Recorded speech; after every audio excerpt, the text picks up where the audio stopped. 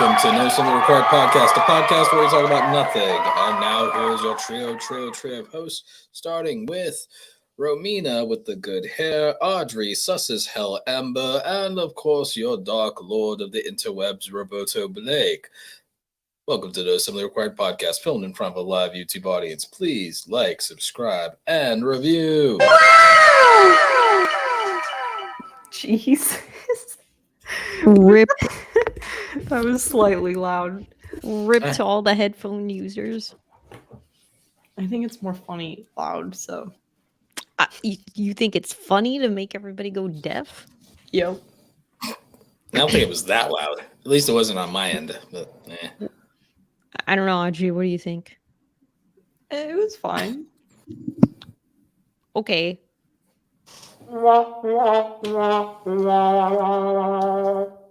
Y'all just gonna be that way. That's fine. That's cool. What? Yeah, sometimes it'd be like that. Bruh. But I mean, Wow, we should probably get into tonight's topic unless the entire episode is going to be the soundboard. I'm down You for know, that. Roberto's on fire tonight. Well, I guess we can talk about what's going on with the market. Yeah, speaking of fire, the entire thing's burning, along with all of our money. It's all going. Yeah, I sent you guys a screenshot of the portfolio. It's a lot of red. How much money did I Like lose what? today? I mean, I didn't even look at how much money I lost today. Because You that's know- all it is just looking at my losses. right, for the day. Yeah. My username is RedRomina, but I never thought that it would be. Shit. Oh my god. You predicted this, Romino. Yeah, I predicted it Oh, shit. 10 years ago when I started using RedRomina. Uh, Oh man, we're killing Roberto. Audrey, No, the markets are killing me. Inflation's killing me. I lost over $2,000 in my portfolio's value today. My portfolio lost over $2,000 in value today. shake my head. Fun? What? Why? Well, Why? Because I have a lot of money in the markets and everything like that. I lost $118 on Adobe, $300 on Google, $120 on Amazon, $600 on Apple. Apple's down 4% today, which is the biggest part of my portfolio. So that's where most of it went from and everything like that. Tesla down 400 and everything like that. God damn it, Elon. It's like, you're my boy, but God damn it. Like, yeah. Like, The no, boy who's even making us even my biggest overall heavy hitters usually in gains for my portfolio. Mine, even like a stock that I had like historically had like 89% returns on is doing so poorly that it's my only upside, and it's like at 24% returns. And a stock that was so good that I had like 90 something percent returns on is doing so poorly now that I only have 9% returns on it. Everything else is in the red, and these are all good companies. Nvidia, I'm down 33%. Tesla, 32%. Kroger, 15%. Coca-Cola, 2%. Bank of America, 29%. Apple, 20%. Amazon, 18%. Google, 16%. Adobe, 28%. These are all companies whose products are amazing, whose products create value, and whose fundamentals have not changed. I'm mad. I'm mad because I should be up 20% on all of these companies, not down. I should be up 20% on all these companies. Crypto is worse. Most of my crypto, I'm glad I sold a couple of months ago quietly. Yeah, I don't know if you're getting this, Roberto, but I've gotten a number of people who have messaged me and they're like, "Oh, what do you think about such and such?" Like, like where everything's going AWOL and like, the crypto's like crashing and all this stuff. I'm getting a bunch of those messages, and people are asking me, "What do you think about this? What's your advice? Like, what are you doing?" And I'm just like, literally, I'm the most boring investor that there is. Mhm. I don't trade. Yeah. I don't do any gambling. I just have a dollar amount of what I am willing, number one, to invest, and number two, to lose every Mm. month. And then I divide that up per day, and I just do dollar cost average. I believe in, if you're going to make risky positions, only put in money you're willing to lose. But when you're doing stuff like me, where you're investing in companies you believe in, and you know those companies and you understand the business of those companies, and the fundamentals of those companies have not changed. Amazon's products and services have not gotten worse. Google's products and services have not gotten worse. Nvidia's products and services have not gotten worse. Microsoft's products and services have not gotten worse. You see what I'm saying? It's like the things I'm about. Kroger is still a grocery store and is still something everybody needs. Like, and it does very well here in the South. And I love my local Kroger. Like the Coca-Cola is still out there peddling sugar water and contributing to diabetes and tooth decay. Like it's like the product has not changed. The product has not changed. So the products have not changed. The companies are still wildly profitable, but their valuations are going down. That's because of market confidence as a whole. Market confidence goes down when confidence in the leadership of America goes down. So yes, I blame this on the current administration. I blame this on Sleepy Joe. I absolutely blame this on mismanagement of the economy. I blame everybody at the Fed who believes in money monetary theory. I blame AOC and the Green Deal for making it much harder for American companies to produce Dang, goods, Roberto's all services. Kill Bill over Like, here. He's just and like I blame both sides of checking names Congress off. for this. I blame both sides of Congress for their gross incompetence and corruption. I Yeah, fundamentally don't think we should be like holding hearings for treason from over a year ago. We should be holding hearings right now for all the economic treason that's been going down, because this is what's really hurting Americans. This is right. How what's do we really move hurting forward from Americans. this point? Well, for the everyday person, your answer right now is every single person should completely renounce any belief they have in government and just accept that it exists. It exists. You like, but Mhm. don't believe in it in a good way anymore. Believe in it as a necessary evil and a thing that exists, and just that it's there. But if you ever thought the government was there to help you or to help people or as your good friend and ally, you should be dispossessed of that illusion now. What you should do is realize that you got yourself and you got your family and your friends and your community, if you have those things. And if you don't have those things, well, you're on your own. And if that's the instance, then you should do exactly, for the most part, what I think, which is you should hustle. You should realize that this is like, you had the 2 years of the pandemic, which was bad for your mental health, but maybe you got a little bit of extra rest and recovery. And if you didn't, well, I'm sorry for you, because you're probably for the next 2 years going to have to, in my opinion, if you want to be safe for the next 10 years, you're going to have to work the hardest you've ever worked for the next 2 years. And so that means no more Netflix, no more TikToks, no more, like, your free time, as far as I'm concerned, if you are worried about your financial stability and security, I believe that your free time should be spent acquiring a skill that gives you an advantage that 80 to 90% of the market doesn't have. So that is either graphic design, coding,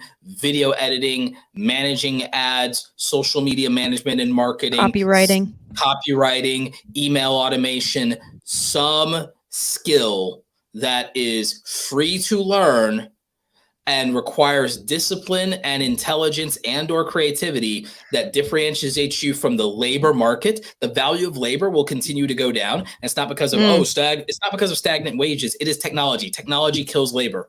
That's its entire point. Its entire point is that it is less difficult for human beings to do everything that they've ever wanted or needed to do since I've been born. I'm going to be 38 next week.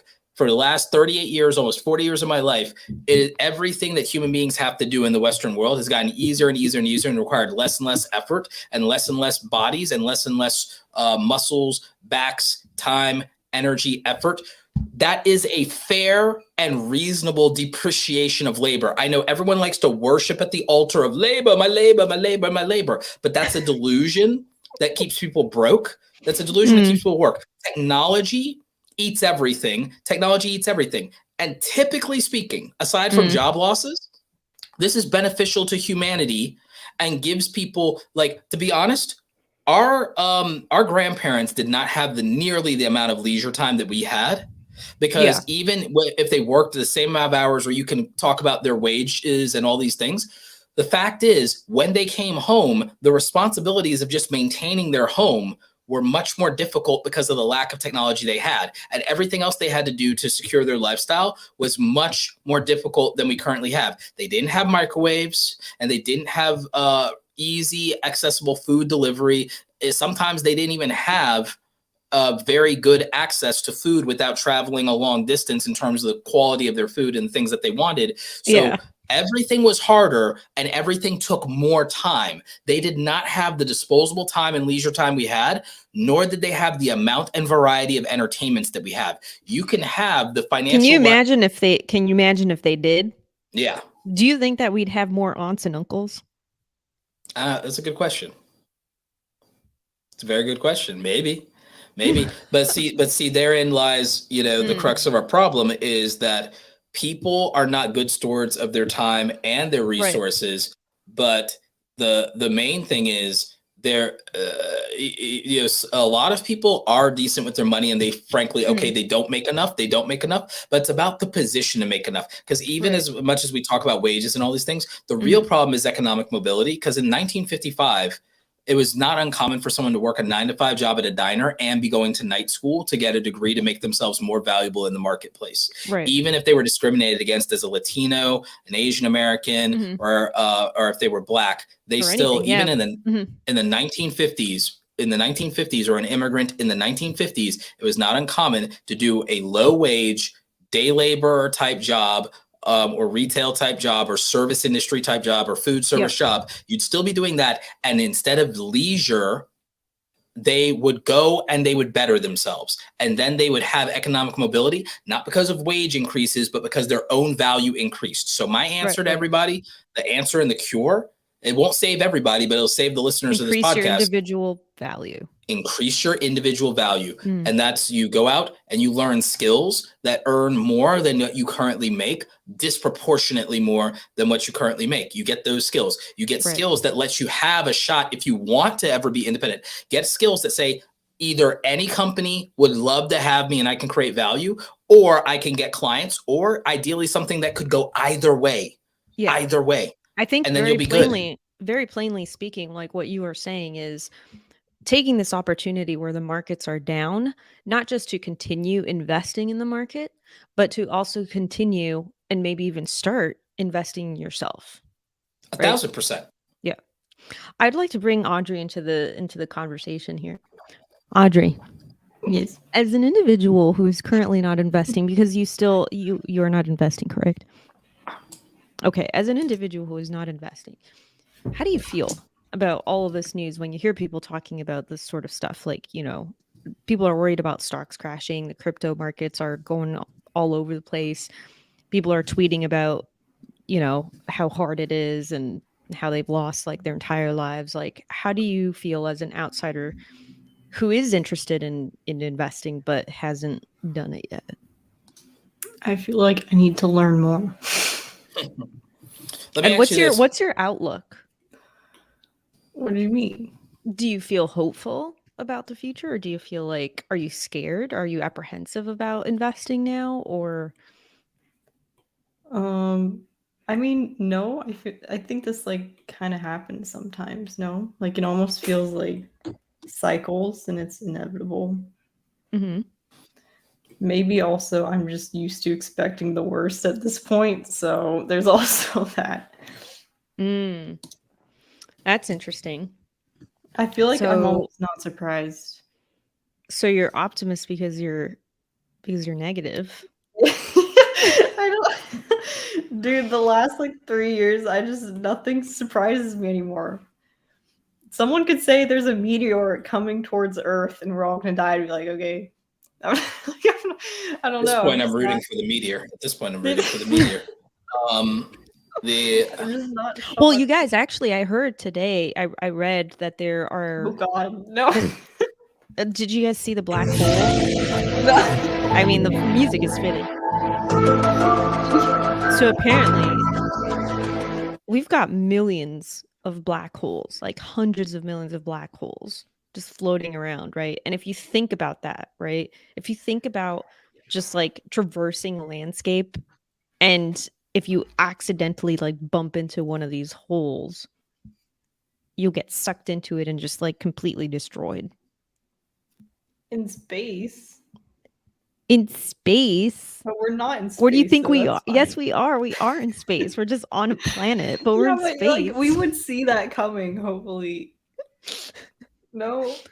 I love. Okay, so today Audrey learned that we're in space. That's not what I meant. When you described it like that, my brain went to like, oh, on Earth, you can just like randomly be walking and just get sucked in. But if it's in Think about it. space, How- like we got telescopes. People should be able to see this coming, right? Like Wilbury says that we should just bring back the dinosaurs at this point. I mean, it's probably I'm been not done. against it. Not against it. What if they've already been brought back? I mean, after watching Prehistoric Planet, Oh God, that was I'm interesting. That was more just so good. enthused than ever before. I mean, Give the me one Jurassic dinosaur- World. I actually saw the new Jurassic World, by the way. Oh wow. Sorry for your loss. Wait, why? Your loss of time? No, I enjoyed it. It was fine. Oh, okay. All right. Okay. I enjoyed it. I felt it was a good We movie. can't all have good taste. That's fine. Ooh. I grew up with the Jurassic Park franchise since I was like a kid. I literally saw Yeah, okay, so did I, but like that's why I got high standards, Roberto. No, I was mostly fine with this movie. Like, what was your problem with the movie? I haven't seen it. I don't need to. Wow. What? Listen, I You saw came out the really last strong two. for this I saw one. the last There two. were like really good fun moments, and the thing is, I don't hold sequel trilogies to original trilogies because I'm not a toxic Star Wars fan. Wow.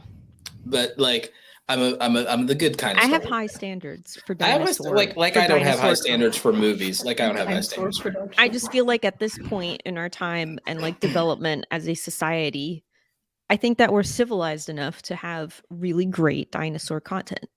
Go watch the movie. I'm telling you, you will actually. They did so many callbacks to the first, and they did it right. It was nostalgia done right, unlike in Star Wars often. But like, I don't know, man. I'm hearing some. I'm like, these aren't the kind of reviews I'm seeing. No, well, it's like you reviews on Twitter. No, like everywhere. Like, don't trust them. Trust me. Jeff Okay, Goldblum is a Roberto. national Wow. treasure. For one thing, Jeff Goldblum is a national treasure. Is anybody arguing otherwise? And he does what he does what Jeff Goldblum does in this movie. And as for Chris Pratt Be a rock star. Yes, absolutely. Chris Pratt is a national treasure as well. Bryce Dallas Howard gave a solid performance in this film as well. And I also did enjoy the way that the world building they did in this. Like, because here's the thing. What I like about the Jurassic World movies is they actually, unlike some things that I thought weren't done enough, the original Jurassic Park relied on spectacle of the dinosaurs and the technology to bring dinosaurs to life in the films and the animatronics and all those good things. Okay, cool. And Spielberg's a genius. I get it. But this new trilogy, actually, from a world building standpoint, took us into the world building of corrupt companies and organizations harnessing genetic power, which is a really, really interesting concept to play with. And again, they actually delved deep into the corporate side of it. They only hinted at in the original Jurassic Park of, oh, I'm going to go and take engines stuff to a competitor. Remember when you had, God, I forget the actor, but you know, the big guy who got killed by the Dilophosaurus in the first film. You remember the nephew of the So like they only hinted at nobody that. cares. Well, they only hinted at the Cares idea guy. of what? The idea No, of I'm saying the nobody cares guy. That's like his line. That's what oh he's yeah, talking yeah, about. okay, yeah, I got you.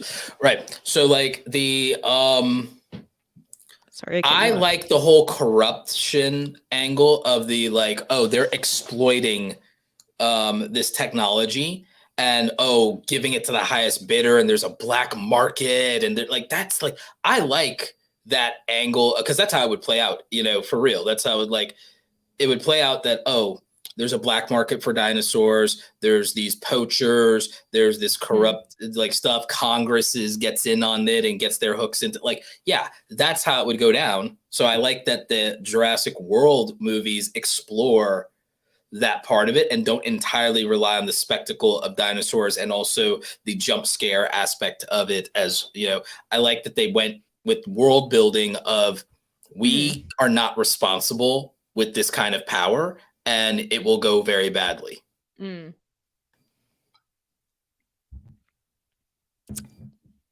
Speaking of things that'll go This very badly. This one actually, by the way, did go into the ecological disasters that dinosaurs on Earth would cause, the ecological part too. So that was cool.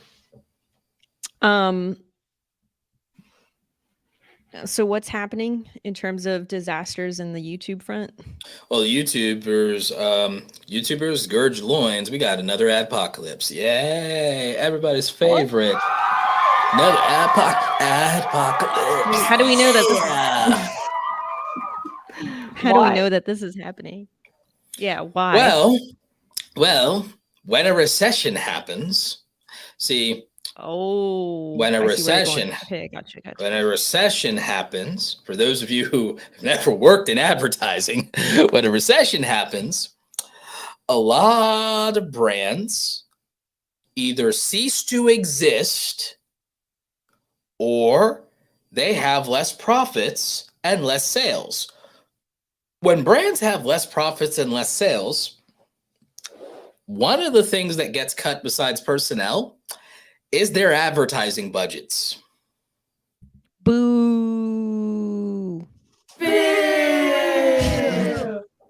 So when that happens, which has been happening now, some industries are impacted more than others. And that happens not only with recessions, but with, wait for it, supply chain shortages, lower spending due to inflation, economic sanctions that make the production of goods harder, economic and environmental policies that make the production of goods harder or more expensive. Do you see how these things are all interconnected, and ultimately the only thing that trickles down is the shit?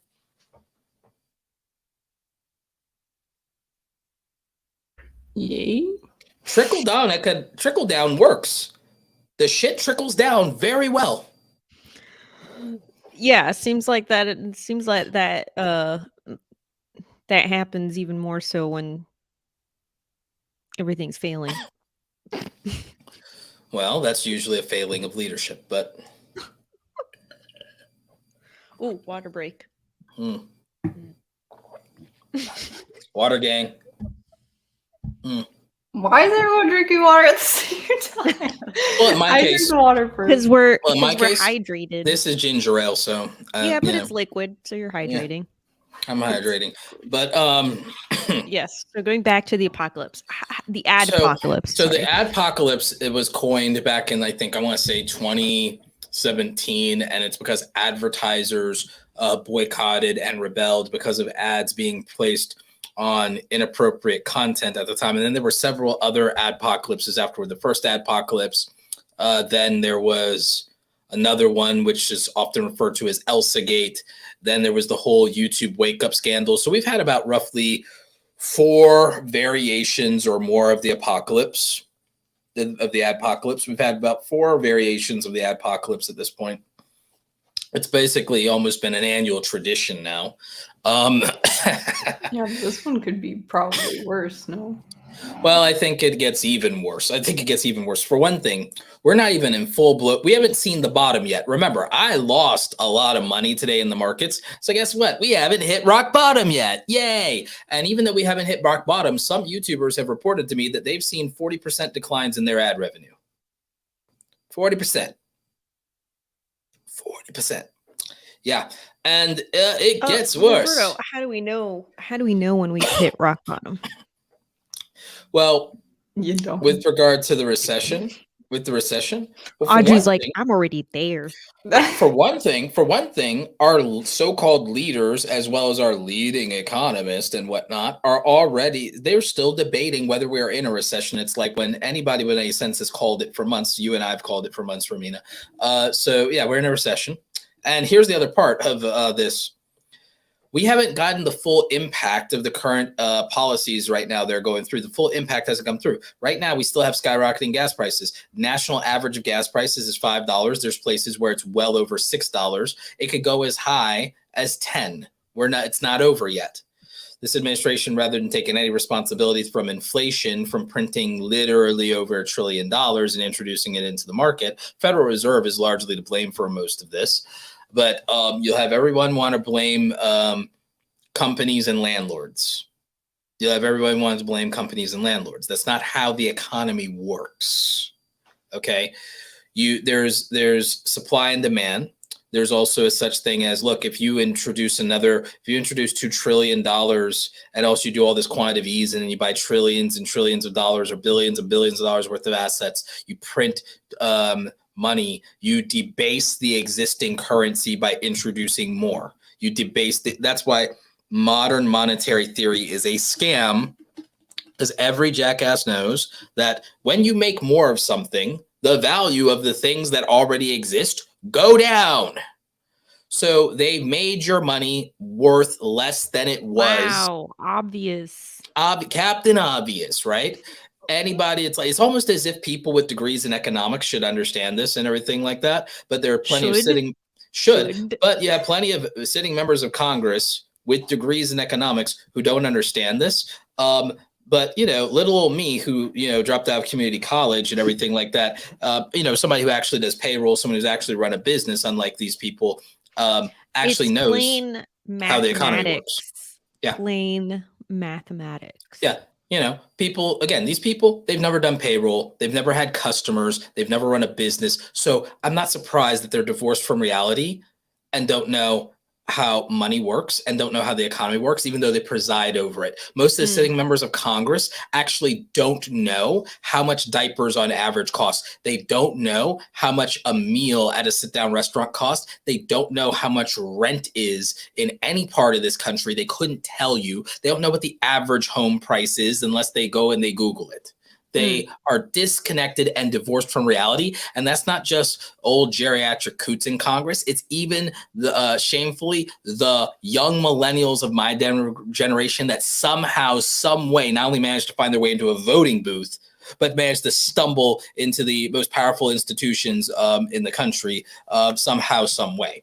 So the problem I have with all of this, by the way, is that on top of all of this, we're now facing down more social media regulations on top of all of this. Mm-hmm.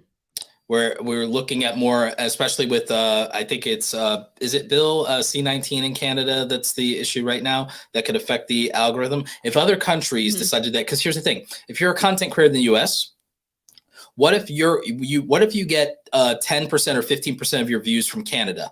Well, Canada decides, we want Canada's YouTube viewership to see more Canadian content, and we don't want them being influenced by things outside of Canada. Well, all of a sudden, if you end up losing a dramatic part, let's say you lose 50% of your Canadian viewership, you've now lost 7% of your overall total channel views. If you lose 7% of your overall channel views, then that means you might have lost close to 10% of your overall revenue. That's not cool. That the government now not only can control what you see on social media, which by itself is bad enough. But as a result of that control, they're playing favorites and influencing because, again, those views translate to money and opportunities. So now they're picking and choosing and saying that their citizens who make content in Canada get more opportunities on a global platform than anybody else, instead of letting the consumer have a real choice in who to put on and who to view. They want to artificially influence these algorithms that are frankly close to meritocratic right now, even though they're sometimes frustrating.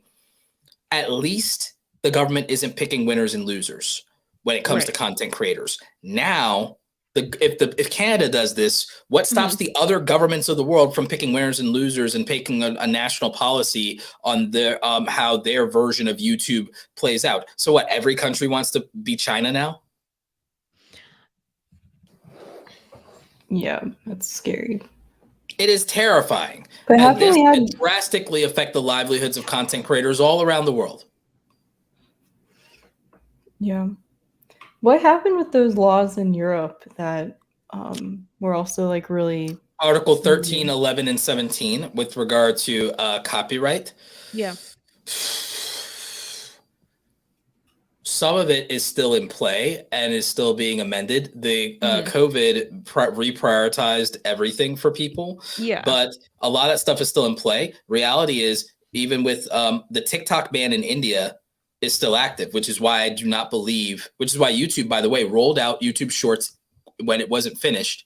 And they baited it in India first and then made it live in India and prioritized that because it was a market that TikTok could not access anymore, and they could. So market dominance and penetration. Demand. Yes, exactly. And no supply, and then they filled that need. Same thing with Instagram. They did the same thing with their Reels. So what happens, the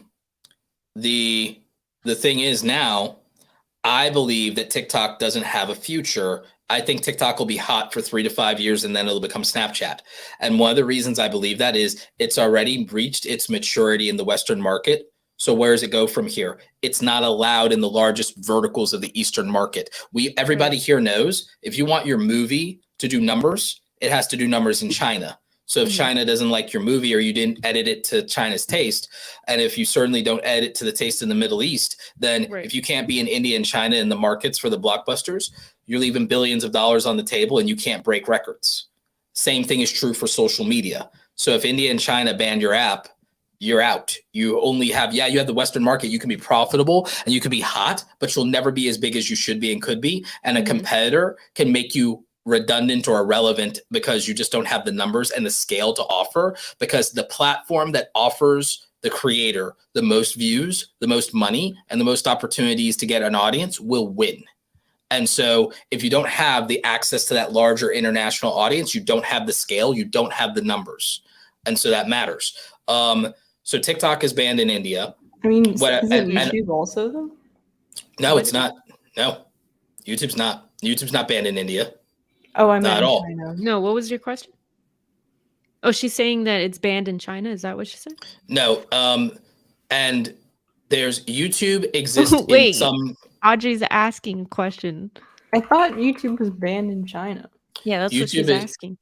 You asked about India first. YouTube is banned in mainland China, but not in other regions of China. Hong Kong, for example. But that also can change because. So how is it that there are some content creators posting stuff from China? Hong Kong. VPNs. Hong Kong. VPNs. And there's also VPNs, yeah, sure. But also Hong Kong. I mean, but people in China are used to using VPNs for things like YouTube. That's true too. Right. That's true too. So then, like, at that point, like, why does that even... I mean, surely they must know that that's happening. So it's not common and it's frowned upon. No, well, socially, they're different than us. They're not rebellious like us. They are not rule breakers like us. It's a handful of young people. It's not enough of a significant population. And they just don't care. TikTok, is there a TikTok China? They have their own version of TikTok. Yeah.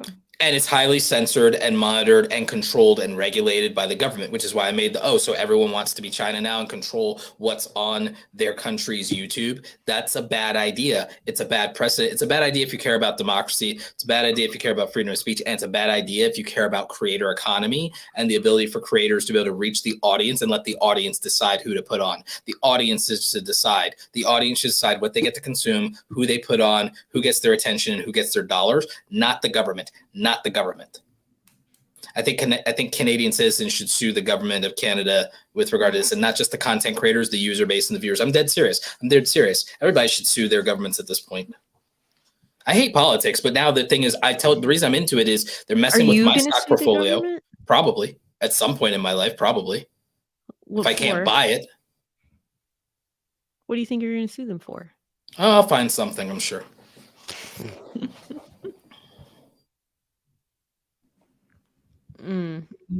If I can't sue them, then I'll leverage them. It's like, look, my answer to a lot of this is I don't think creators have talked about unionizing, and every effort for creators to unionize has failed because unions are a relic of the past and they don't work anymore, in my opinion. And I also think that unions don't work anymore because in the 21st century, we're decentralized.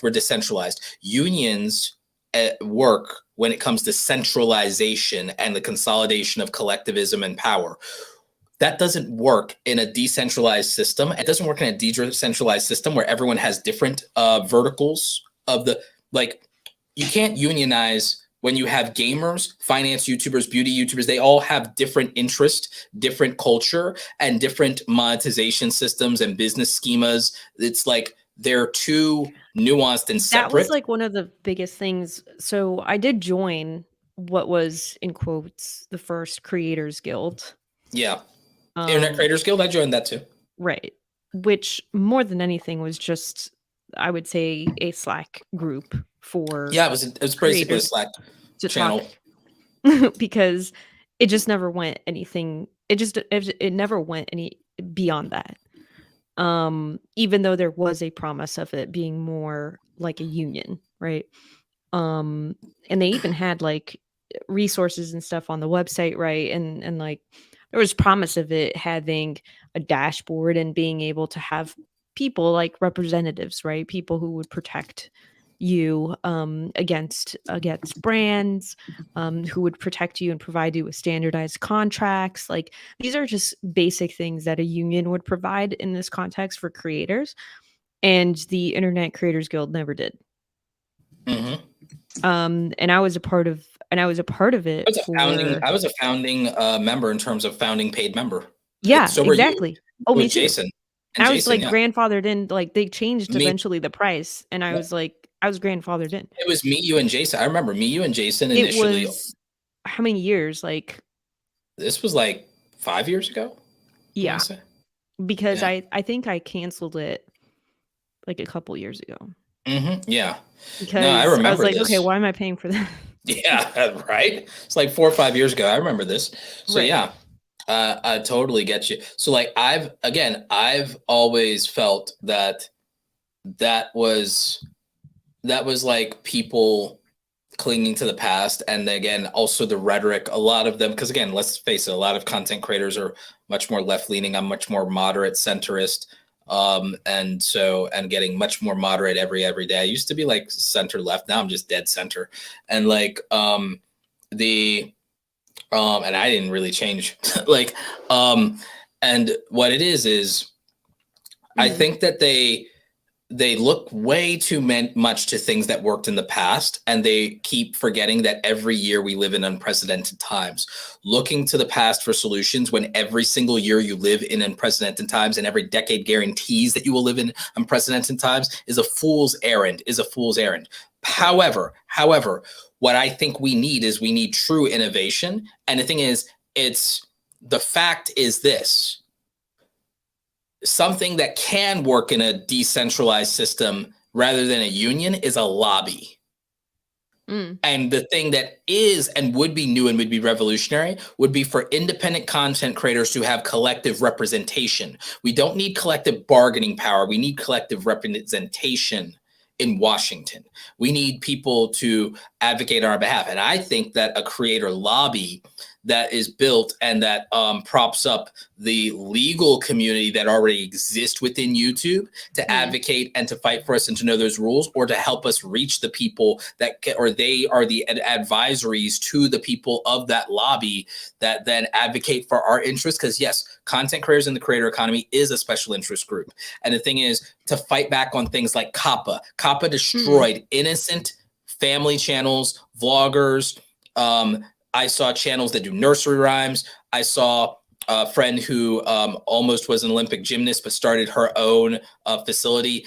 She was on track to be the second largest gymnastics channels on YouTube, and it like killed her channel and everything like that. COPPA, the supposed Child Online Privacy and Protection Act, that didn't protect a single child by making YouTube any better and any more child friendly.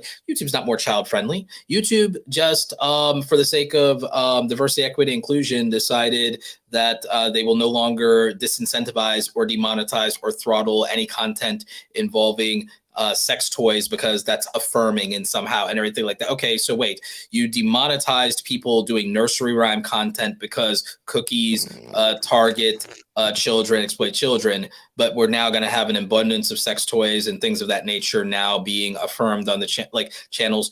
Be consistent in your, like, the government decided to regulate in this way. But also, by the way, I don't blame YouTube on that one. I think the government and the current administration pressured them to do that, or they would face a discrimination lawsuit probably brought by the government at this point. You know, I can't prove that, but I have my suspicions of it, because I mean, that's where we're at right now. And the thing is, I'm it's not that I think there's other content that's demonetized on YouTube that people are discouraged or disincentivized from. There's mental health content that gets demonetized on YouTube all of the time. Mental health content gets demonetized on YouTube all of the time. Cannabis content gets demonetized on YouTube all of the time. Like, plenty of people get demonetized on YouTube. It's wild. Like, so like, but you know, if you're going to take stances like this, and the government always takes these stances on, we will protect people, we'll protect people. We've not protected people. People are getting hacked, losing their livelihoods. People get harassed. People get doxxed. What did government regulation do to make YouTube a safer, better, more inclusive place? Nothing. The government's intervention is always well-intentioned and poorly executed. I don't fault people for having good intentions. I don't fault people for wanting to make platforms safer or more inclusive or more welcoming or anything like that. But it's like, I have a problem with people who don't understand technology worth a damn and have never uploaded a video in their goddamn life making decisions about it. It's a terrible idea to let people who don't know what they're doing preside over something that affects the livelihoods of these creators. It's unconscionable. It's unconscionable, and it's unreasonable. It's unfair. And the only reason it happens, the only reason it happens is because we don't have any power in Washington. We don't have the representation that old school traditional media has in Washington. We don't have the power that the oil companies have in Washington. We don't have anybody in Washington that has our back and has our best interest at heart and puts our interest first. So if you want something to truly be creator first, I think that we need representation in Washington. I think creators and the creator economy is a valid and legitimate special interest group that deserves to have a seat at the table, because if everybody else is playing the game, why aren't we invited? Why should they get to have a conversation about us without us? They shouldn't. They shouldn't. Why do they get to decide about us without us? They shouldn't. I don't agree with that. I think creators, we've proven that our careers are just as legitimate as anybody else's. We don't get that respect. We don't get that respect. We don't get that respect from the banking institutions, the financial institutions, and we don't get that respect from the government. When are we going to get our respect? Well, we're going to have to take it. I can't stop all of this. That's my thought. I mean, Audrey, do you have what's your input? What? What? You just dropped that on me out of nowhere. It's not out of nowhere. We're on a show right now. We're live streaming. We're having a conversation. We didn't just drop it on you. I think there was a build up for about 15 minutes. I know. I think the big thing that sticks with me is the people making decisions about this industry without actually consulting people and know what they're talking about. That's what bothers me the most. Agreed. What are you going to do about it, Audrey? I don't know, man. Nothing. I don't know what to do. Do you both support the idea of a creator lobby?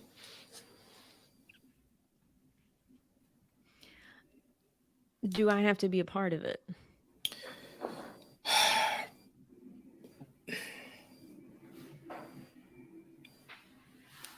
You'd have I think to not you know work what my against answer it. is. You have to not work against it. Okay. Then yes. And because here's the problem with a creator lobby, though. Ideologically, and I understand it because, like, lobbyists in general, there are lobbyists who do a lot of unscrupulous things and backdoor dealing in Washington for special interest groups that don't play out in the interest of the American people. I acknowledge that, and but there are also lobbyists that also lobby on behalf of environmental causes, green energy companies, the electric vehicle industry, and so on and so forth, and everything. And then meaningful things happen, and reforms get done, and new innovation is allowed to happen because of that lobbying. Obviously Silicon Valley has its lobbyists, and as much as people complain and say, oh, these billionaires, every single piece of technology that's been invented in the last 30 years has somehow contributed to bettering your life as a result of that lobbying. So government subsidies and everything like that, okay. America wouldn't be able to compete in certain markets, and we'd lose to India and China if those government subsidies, if the government wasn't allowed to invest and back American interest by backing American innovation and American companies. And then more jobs would have to go overseas, and there'd be less American workers making a good living, and so on and so forth. So it's a very tricky situation ideologically for some people. And all of our friends that are much more left-leaning, I understand their reservations about this, but it's like, if all these other people get to have their interest represented while not having as much of a conscience or doing as much goodwill and everything like that, why can't good, earnest people use the same tools and have the same representation as less well-intentioned people? Mm-hmm. Why do we have to be noble and get our butts kicked and get our money taken? These people aren't sitting there and just laying down and doing nothing, and they're getting their way. So what's wrong with playing the game?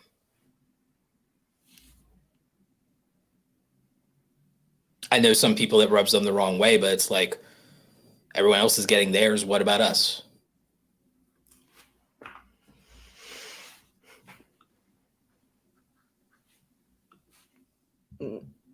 What about us? What about us? What about us? What about us? Yeah. Audrey, I feel like now's a good time to check in on you. Why don't you tell us how you're feeling? Good.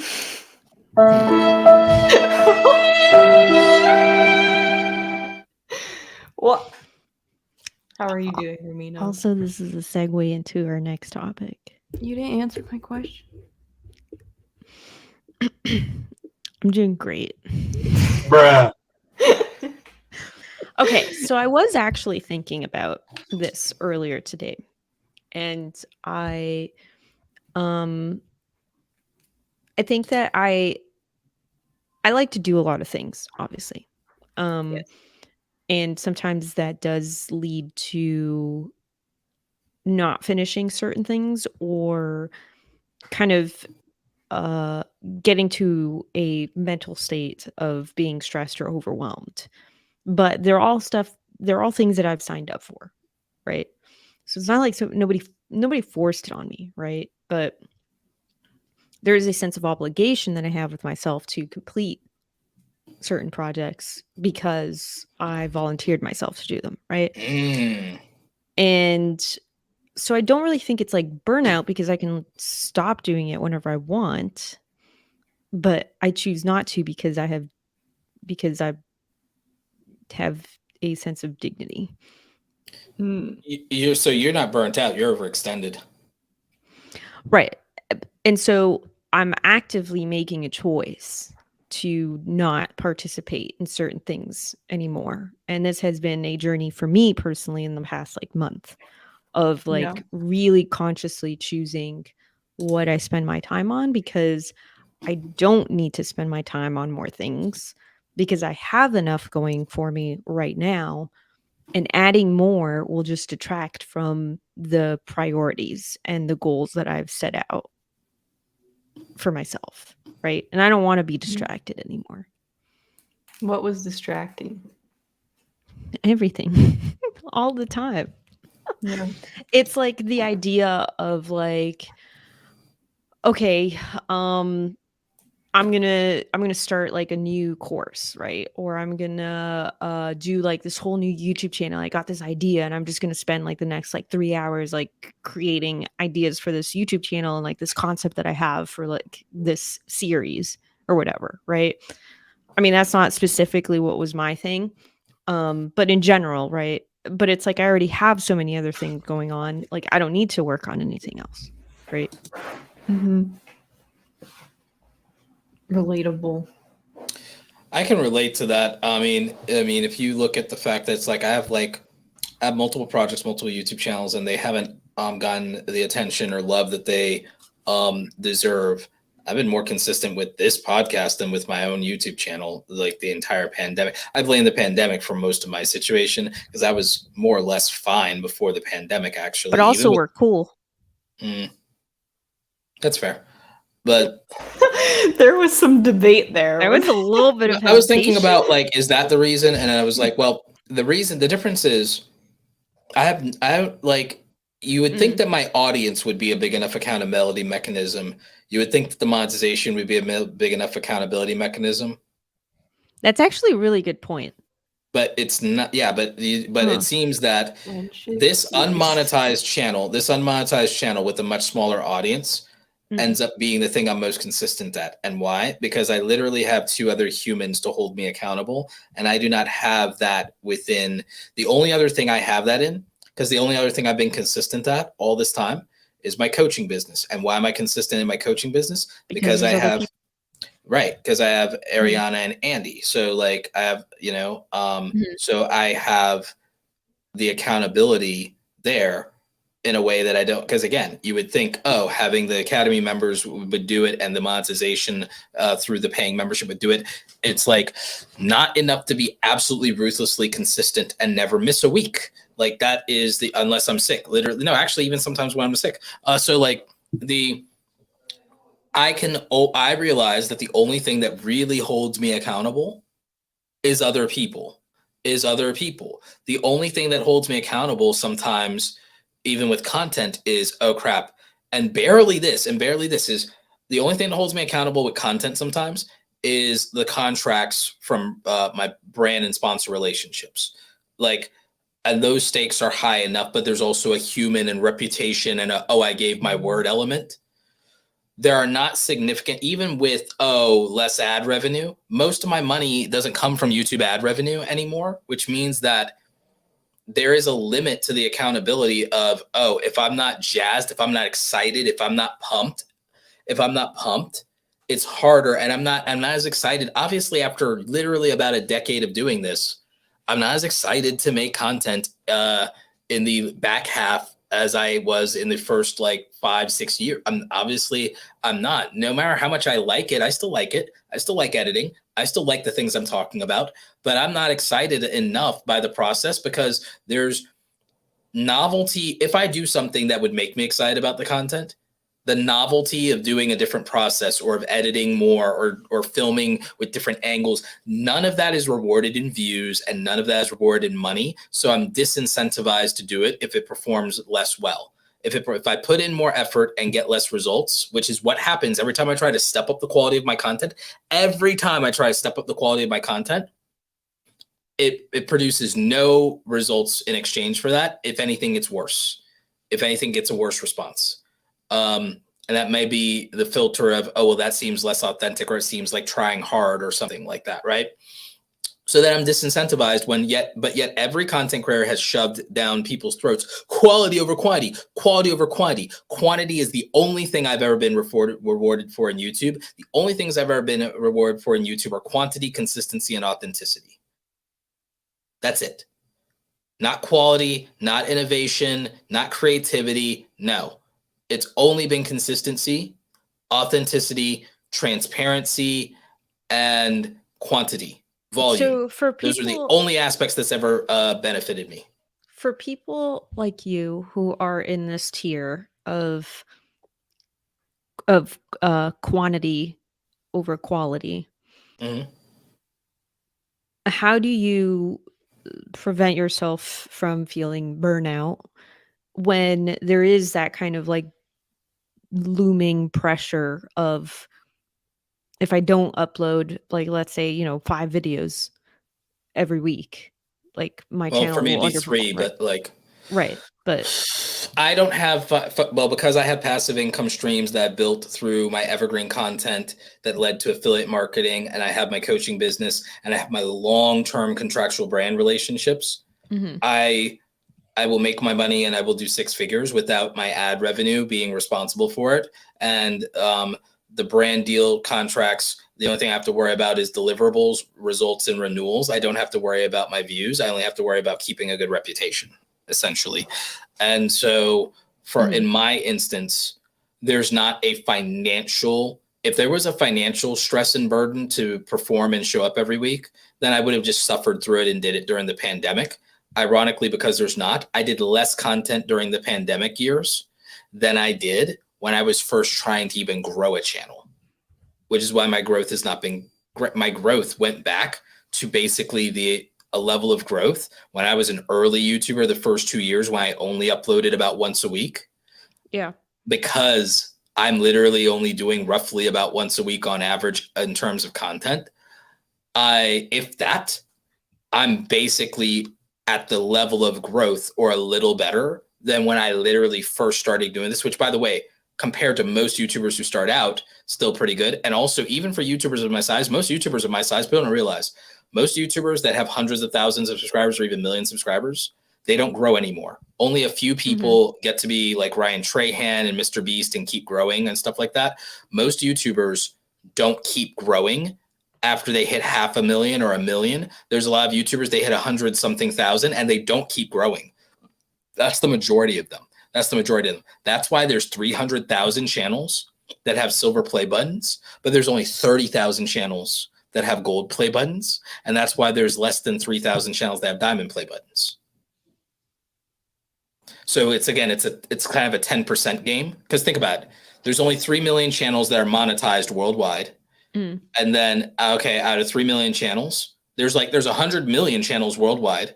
There's 50 to 100 million channels worldwide. The number, like the estimates I have are closer to 100 million. So, but like, all right, let's say there's 75. Let's split the difference. Like 75 million channels worldwide. Okay, 3 million channels are in the YouTube Partner Program. So, wow, that number got cut down really quick. Then out of the 3 million people in the YouTube Partner Program, okay, well, only 300,000 of them have silver play buttons. And then out of the 300,000, okay, out of that 300,000, well, only 30,000 have gold. And then out of that, less than 3,000 have diamond. So you see like how it's literally just like it becomes the top 10% of performers at every single vertical. It becomes the top 10% to 1% of performers at every single vertical. So when you put that into consideration, I'm just happy I'm still growing, to be honest. I'm just happy to still be. I've never had a month where I lost more subscribers than I gained. Never happened. Aside from that one time when there was a subscriber glitch and everyone lost subscribers, that's it. Like, other than that, I've never had a month where I've lost more subscribers than I've gained. So Yeah. that's a really good career over the decade, or so roughly that I've been doing this. Yeah. Like, that's a really good. And again, I don't have my financial side is not tied to how many views I get on YouTube. It can always be increased by getting more views on YouTube. I can always benefit from getting more views on YouTube, but my lifestyle has not been drastically diminished in literally the last 3 years. And in the last 3 years, I've gotten less and less and less and less views and uploaded less and less and less and less for 3 years that this pandemic has been going on. That has been the case. I'm coming out the tail end of it, going back to consistency, and it's hard. It's a discipline thing. I think the issue is I have no real accountability to make the content. in the way that I have to do the coaching, in the way that I have to do the brand deals, in the way that I have to do this podcast. And so I think for me, I don't think I have a creator burnout problem. I had a mental health crisis because of the pandemic, which I think is a different thing. And I think a lot of creators keep confusing burnout with depression. I didn't have burnout, I had depression. I didn't burn out, I had depression. There's a difference. Right. And I think that creators keep conflating burnout with being depressed. Mm-hmm. Yeah. Yeah. I wasn't overworked. Even with all the crap on my plate, I could have worked. I could have done it. I was just depressed. Audrey, since you were the one who brought this topic to our lovely evening tonight, would you like to say? Yeah. Why did I bring this up? Yes. That's a great question. No. The reason why I brought it up wasn't necessarily because I'm feeling burnt out right now. It's actually the opposite. I'm filming this weekend. I'm very excited. Oh, good for you. But Can you tell us more about it? yeah, I'm kind of debating on the packaging angle right now. Should I do that tangent now, or should I go on why I brought up burnout? Yeah, first? bring out why the burnout? topic. Okay. Yeah. Mm-hmm. So I wanted to talk about this because I've been thinking a lot about how to avoid like long-term burnout. And I think what got me thinking about this was Ryan's interview with Colin and Samir, where he was talking about cycles. And I thought that was really interesting because I haven't really stop it. Sorry. I haven't really heard someone talk about cycles like that before. And what I mean by cycles is he was talking about like how he did 4 months of 2 videos per month of like more 12-minute long videos, and now he's doing a series that's a month long, and then after this he's going to do something else. And I think that's kind of really interesting. I like it. I like it too. I think it's really cool because with YouTube it's always been like consistency or your channel dies, right? And I think this is a cool way to do both. But also Ryan can get away with doing that because he's a personality driven channel. So people can do it. You can do it as an idea driven channel, because I realized something. I actually did this in my earlier career. How? Oh. My initial YouTube cycle was tutorial content, if you guys remember, which means, and by the way, when I say my initial YouTube cycle was tutorial content, I mean that the majority of my first 100 videos didn't even show my face. If you go back and you look at my channel, Photoshop this, and I wasn't always in the thumbnail. I mostly wasn't. It was mostly Photoshop tutorials, Premiere Pro tutorials, Adobe Illustrator, Adobe InDesign. It was tutorials. It was software tutorials. And then I began forking that with like a split between those tutorials and career advice for creative people, like career advice for people who want to be creative career professionals. And so I had a cycle. So my first 2 years was very focused on the software. And then I started dabbling. And then when I was in my growth cycle, it was in career development and personal branding. And that was the cycle that took me from 20,000 subscribers to 100,000 subscribers. Was when, remember, what I was known for when I had 100K was not YouTube growth advice. What I was known for was still Photoshop tutorials, freelancing, and personal branding. That was what I was known for. And then there was a cycle if you guys remember, when my most popular video popped off in like the end of 2016, and I became the passive income guy for a while. I became the passive income guy for a good minute. It's my most popular video of all time. If you type in Roberto Blake, one of the things that comes up in YouTube, if you type in Roberto Blake, is Roberto Blake affiliate market. If you type in Roberto Blake, Roberto Blake podcast, Roberto Blake 1,000 subscribers, Roberto Blake brand deals, Roberto Blake freelance, Roberto Blake passive income, Roberto Blake thumbnails, Roberto Blake TubeBuddy, Roberto Blake affiliate marketing. You see, it's like there is the algorithm can even tell you some of the things I'm known for and what these life cycles have been like. And so I would say in 2017, 2018, 2019 was that phase where I kind of ended up being the YouTube guy. And how so? Okay, because when we're thinking about, I think that like what Audrey was saying was that it works well for Ryan because he's a personality in terms of him.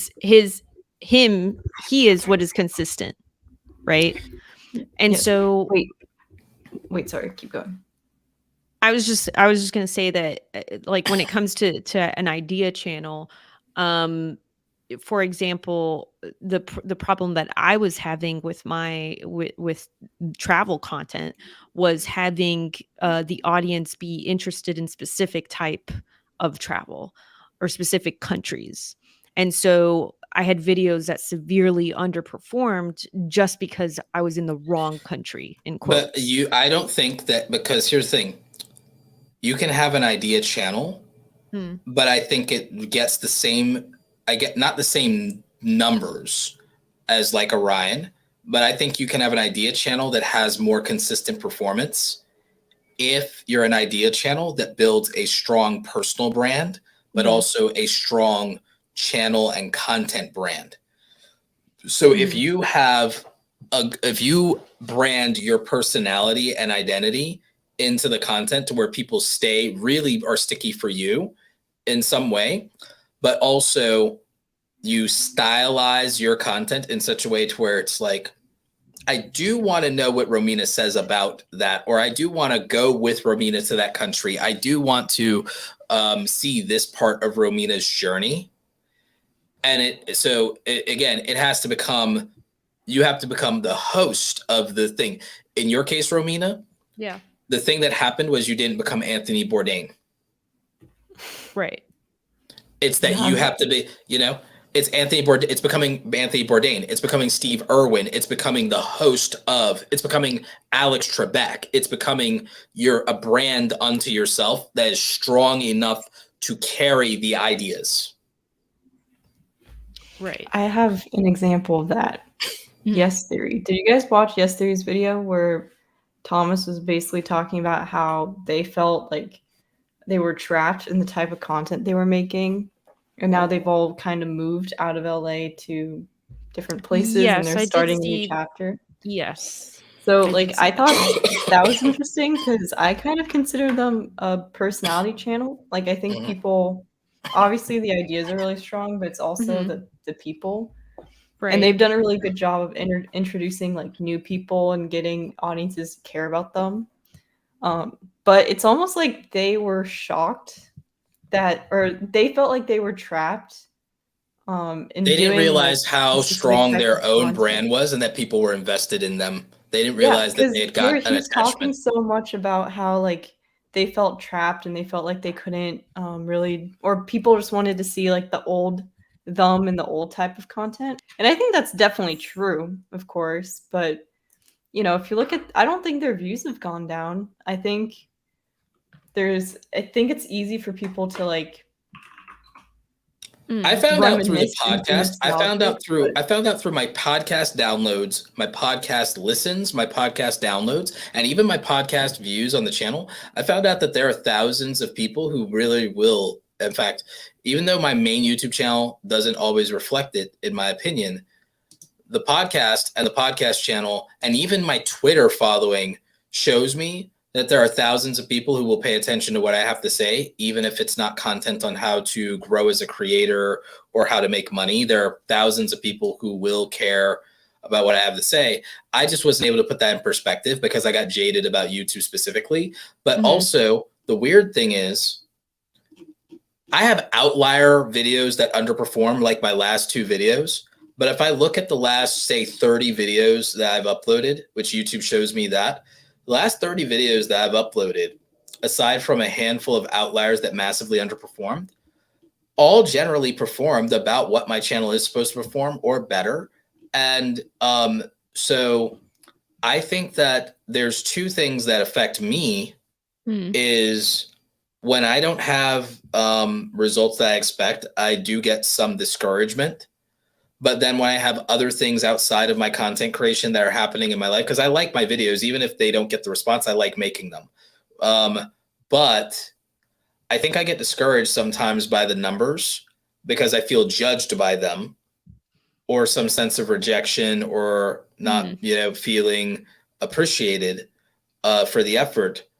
But I still like making them, and I still make plenty of money doing it anyway. So it's like, okay, I could just enjoy it and have fun. I can put it in perspective that way. But that becomes harder if other things in my life are not directly related to the content in any way. But if the world around me is burning, or I feel or internalize the world burning, the depression plus feeling either discouraged or disincentivized affects my ability to perform and be consistent or do anything up to my own standards. Even if I have content filmed, becomes impossible to edit. Even if I edit, it becomes impossible to make a thumbnail. And I feel like those things, in my opinion, I feel those things are more depression plus discouragement. And I don't feel like that's what burnout really is. Unless I'm wrong. No, I agree. Mm-hmm. I think like it just mental health can get in the way of doing things. It doesn't mean that like you're not passionate about it anymore or anything. Yeah. But it's easy to get confused that way because it's like, well, I like doing this. Why am I not doing it? But yeah, I don't feel fatigue with my content, and I don't dislike my content, and I don't feel a lack of creativity or a lack of purpose. I don't feel any emotional numbness. Now, I have a cynical outlook of like social media lately because of like, the things we talked about, regulations, creators struggling with changes to the platform that feel unreasonable or unfair, all these other things. And yeah, I do have anxiety. I have anxiety about the regulations and about all these other things that impact creators, even when my channel isn't hurting from them, by the way. I have anxiety about this industry because it means so much to so many people. And I have a cynical outlook about certain aspects of this industry because I understand what it means to people. And I feel like doors are being shut or opportunities are being killed off, and I don't like it. But none of that is really anxiety about, am I going to be able to make money? I don't really have anxiety around a lot of that as much. Maybe I even am too lax about that. I don't have a cynical outlook about my own future. So for me, I don't feel like I meet the criteria of anything for like burnout, but I do feel that I'm very vulnerable to things that make me depressed. And make it hard to work. I think it's hard to work if you're depressed. I think if you're depressed, if you're depressed, it's very hard to be disciplined. And I have to be disciplined to get my work done because the reality is I don't have a strong enough incentive. I'm too comfortable in my lifestyle. I don't have an incentive to hustle anymore. And I dislike that about myself because I like working, but I don't have enough motivation to do it. There's not enough of an incentive. There's not enough of a carrot sometimes. So in place of me not having motivation, and if I can't discipline myself, the only thing that can make me work is accountability. Right. Yeah. I think Andy in the chat also brings a good point about time. Getting older, like I'm definitely more conscious about where I spend my time, even at a very micro level of like what I'm doing today. Is this actually what I want to be doing today? Like 80 years, like when I'm 80 years old, am I going to be looking back on today and being like, oh my gosh, I can't believe like I wasted so many days doing X, Y, Z. And kind of thinking about it from that perspective helps me to avoid doing it for a prolonged period of time. If it's something that I think that I'm not going to care about or that I will regret having spent so much time on when I could have been doing something else. God damn. Audrey's still a child, so she doesn't understand. Really cool. She doesn't understand these things. I came up with this acronym. The only way to get work done is to be mad. The only way to get work done is to be mad. Motivated, accountable, disciplined. You have to be mad. What was it that you said on Twitter today? You said, "Don't be bitter. Be better. Be better." Yeah. Don't. Why be bitter when you can be better? Yeah. Why be bitter if you can be better? Yeah. Wait, can I go back to the cycle thing real fast? Yes, you can. Yes. Absolutely. Okay, No, so you can't. And she's No. rolling away. So, the whole cycle thing, I think, might be like, of course, for idea channels, it might be of more like longer cycles because the transition would have to be maybe a bit smoother for people Yeah. to not notice as much. Like but it still is a my cycle. evolution over the years. Yeah. Exactly. But then for people who are doing more personality-based channels, I think the idea of cycles regularly is kind of cool in the sense that I think it's just a healthy way to Do you think you're an idea channel avoid or a burnout. relationship? Do you think you're an idea channel or a relationship channel? Relationship channel. Really? Is it that you I mean, want to be a relationship channel? But I look at your old content and I feel like it was an idea well, channel. it is. I agree. But I think I'm kind of like on a middle line because I'm not doing like purely idea-based stuff. Like the ideas I talk about are more related to like me making something in the video. There's Like a journey. it's not just me like talking about somebody else. There's Like, a story. Yes, and the story is based on me at like the end of the day. There's a story, and we're shown the story. We're not told the story. Yes, I'm not I like feel- trying to teach something. I'm not. You couldn't like replace me with someone else. Does that make sense? No, I agree. Like even idea channels that are educational, I don't know that you could replace the person and it would get the same results. Because also, yeah. I think, but I get what you're saying. I get where you're going from. I think the issue, and I think the thing is, idea channels that are educational, like mine, like with my content, you don't have to watch it. You can listen to it. My content is tell more than it is show. Unless I'm showing numbers on the board, which I read out loud anyway, or data points, statistics, or unless it's a tutorial. If it's a tutorial, then it's show and not tell. If it's a product demo, it's show and not tell. But other than that, my content is tell. Your content is show. Content that is show instead of tell lets you have a relationship with the audience because they can actually be invested in your story, even in a short term, a season, or a cycle, as you would say. Yeah. The investment my audience has in relationship my audience has with me is a very long form saga. It's a hero's journey. It's a saga. My viewers got to see me go from being a hand to mouth freelancer to being a respected public speaker and a coach and an entrepreneur. And they got to see me go from being happy about making like $600 on Amazon to making six figures a year. They get to, so like it's been a long ride, and they've got to see the growth of me conquering domain after domain after domain in my life and in my career. They got to see the growth of my career. They got to see me. They got to live and go with me through the journey of my 30s.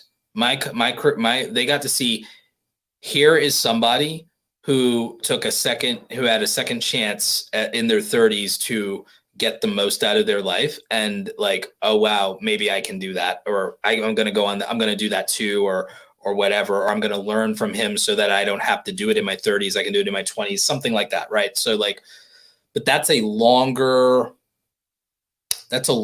experience and journey. I feel, in a way, I think iJustine's a relationship channel in disguise as an idea channel. I mean, I think there's also a difference. Like, relationship channel is a strong word. I think you can still have like a relationship with a channel that is idea based, Well, when we say relationship channel, we mean that you're watching because of the relationship you have with the creator, and you'll watch anything they make. There's a very large audience that does not care about what iJustine makes. They will watch even if it's not tech. That's why she's been able on her main channel, while not having to do her other channels anymore, to do cooking and still get like views, do gaming related stuff and still get views, because at this point we're invested in iJustine. We're invested in Justine. We're invested in Justine and Jenna. We're invested in the family at this point. We're invested in her career, her future. I guess we need a different word then. Because I think all channels can be relationship channels. I don't think so, because I'll give you a primary example of ones that aren't. I'll give you an example. There are some that aren't, but I think the vast majority. Most tutorial content creators or most education content creators are not. But like, I can disagree with that, because like all the cinematic vlog people, they're not pure. They were never purely educated. I'm talking about people like talking about like someone like a Terry White from Adobe, or Scott Kelby, or Nathaniel Dodson from Tuts Plus, or something like that.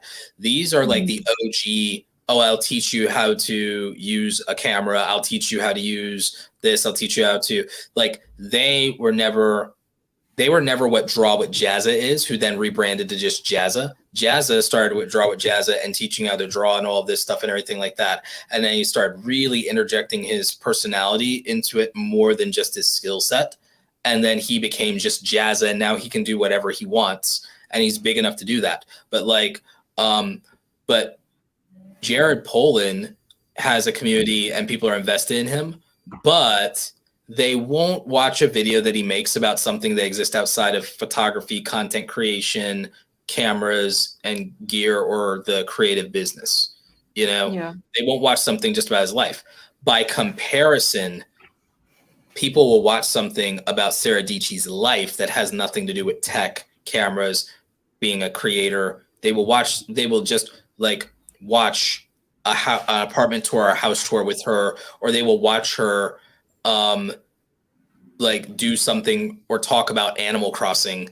Like Sarah Dietschy has the viewership on her videos is much more about the relationship that people have with her and being invested in her, that is being invested in the idea that the video represents. It's more about But like with tech channels, I watch, even if like when there's an embargo and like 15 people post the same video, I will watch the video from the people who I am most interested in their personality. How many of those are small? How many of those are small channels?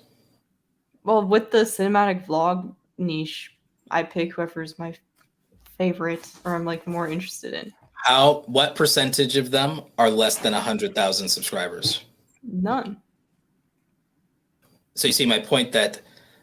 But also, I'm not looking for new people in that niche right now. So fair, but that's even my point, is that new people in those niche, I think it's very hard to start. I think it's easier to. I think it's very hard. I think that the cinematic vlog niche is a bad example because it's kind of old. It lends itself to building a relationship with the audience. Yeah. Becky and Chris stuff, like that lends itself to building a relationship with the audience, because the cinematic vlog niche is more, it is maybe 60% be invested in me and come on this journey and I'm showing you this thing and you may learn something a lot. Like at this point, I mean, even finance YouTube is more personality than education now. Yeah. It's more, so the thing is, I think that relationship/personality driven channels, obviously they get views, obviously they get consistency, obviously there's like, because they're not utility driven. I mean, all right, watch this. If we want to say, instead of saying idea channels versus relationship channels, watch this. Utility driven versus emotionally driven. Does that make more sense? I agree. I think there's just so much nuance that it's hard to put like people into boxes. But with what Todd said in the chat about the like less than 5%. Todd, yeah. Can you put that up? Yeah, Todd. Thank you, Todd. I think that's like obviously true. But I think the reason why it's interesting to me to like look at why like personality stuff to me is appealing is to create, I don't know, as like a more on the artsier side of YouTube. No, I like that because I like Truthless. I like Truthless, and I like Ergo Josh, and I like Draw with Jazza, and I like Ryan paints, Ryan draws. To Todd's point, information versus entertainment. On the surface level, I always think in those terms on the surface level, but I've changed my mind about that because I'll give you a prime example. Graham Stephan and Andre Geek are information channels, but they're edutainment.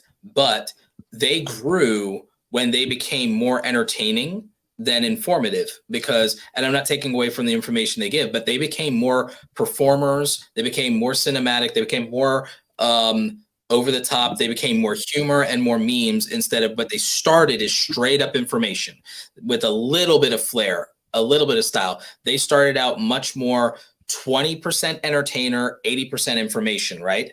Then slowly they became 50-50. And then I would argue now that they're either 80-20 or 70-30, and they're 80-20 an entertainer and personality more than a teacher, which is fine. But that also is where they got more views. Graham Stephan got more views when he became more entertaining, not more informative. Yeah. Graham got more views in proportion to how entertaining he was, how much more of his personality came out, how much more people liked and found him relatable, funny, interesting. Yeah, I think there's more like in terms of like specifically talking about Graham and my own consumption of his content. I would say that I go to Graham for his takes on certain things that are happening in the world, and by osmosis I learn something new, but I don't go there to learn something new. So I'm not there for the information, although I do get information. I go there for him. I agree with Todd. Pure information is not as entertaining and therefore is narrowly appealing. I agree with you. One of the reasons that my generation of YouTube educators ended up getting less views than the newer generations is the newer generations are much more interesting as people, and their content is made in a much more interesting and entertaining way. Ed from Film Booth makes the most interesting to watch YouTube education videos out of every single YouTube education video. The delivery style of Vanessa Lau is better than my entire generation of dudes who did YouTube education content. Vanessa Lau's delivery on stuff is much more entertaining and emotionally engaging to watch. And she has a much more interesting hero's journey. The only person who has a more interesting hero's journey in the YouTube education niche than Vanessa Lau is Sean Cannell. Because Sean Cannell and his wife Sonia, their stuff is quite truly a remarkable like story of overcoming and really a rags to riches story. So they have and which is why they're the biggest YouTube education channel. But Vanessa Lau's delivery and personality and all those things, she's a much better, even though her stuff is more pure information, similar to say like my delivery or whatever. My content or Tim Schmoyer's content or Nick Nimmin's content. Vanessa's personality and delivery is far superior and more engaging and more easy to emotionally connect with. Like you can emotionally connect with her in a way that you can't with me and other people for the most part. She's Catherine Manning. Catherine Manning, before she started doing much more vlog, she was doing vlog-like education content. Now she does more straight up vlog content now. And when she was vlog and entertainment in the YouTube niche, out of all YouTube educators, she was doing the numbers. She was beating everybody. Personality-wise, Nate from Channel Makers, his content is both, he has better, I think, ideas for titles than everybody else. Him and Ed. I think Ed and Nate have the best titles by far. I think that they also have some of the best thumbnails out of all YouTube educators. But then Ed, his production, editing, cinematography, his stuff is actually enjoyable to watch in a visual way. The visuals of his content alone are worth watching. Nate carries his stuff not with his visuals, but with his delivery as well. I think Nate's delivery and personality beats me and Brian and Daniel and Nick, and I don't even think it's like that close. I think I'm maybe the closest in but Nate's really solid. So like I feel like Todd is absolutely right in the narrow appeal of pure information. But I do feel personally, this is me, I feel that introducing too much spectacle. I think Nate and Ed get it right. Nate and Ed have struck the perfect balance. They are the perfect balance. And I felt like Catherine had like the perfect balance until she wanted personally to move on from that content. I feel like those three creators were the perfect generation of YouTube educators that figured out the balance of entertainment and education at a nice little 50-50 or so split, or 60-40 split. I feel like they perfected it, right? I My have a generation never question. did. Okay, Go for it.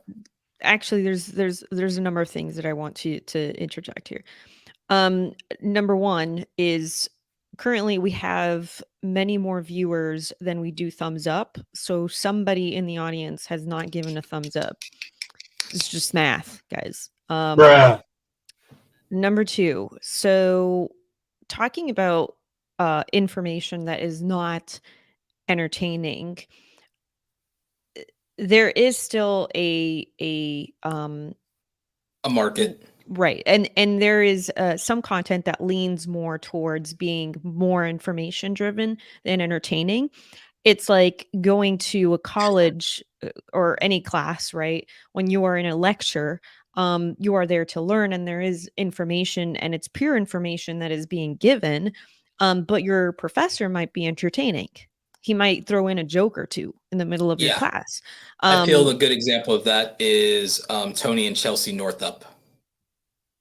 Great photography channel, over 1 million. Right. Thank you, Andy, for giving us a thumbs up.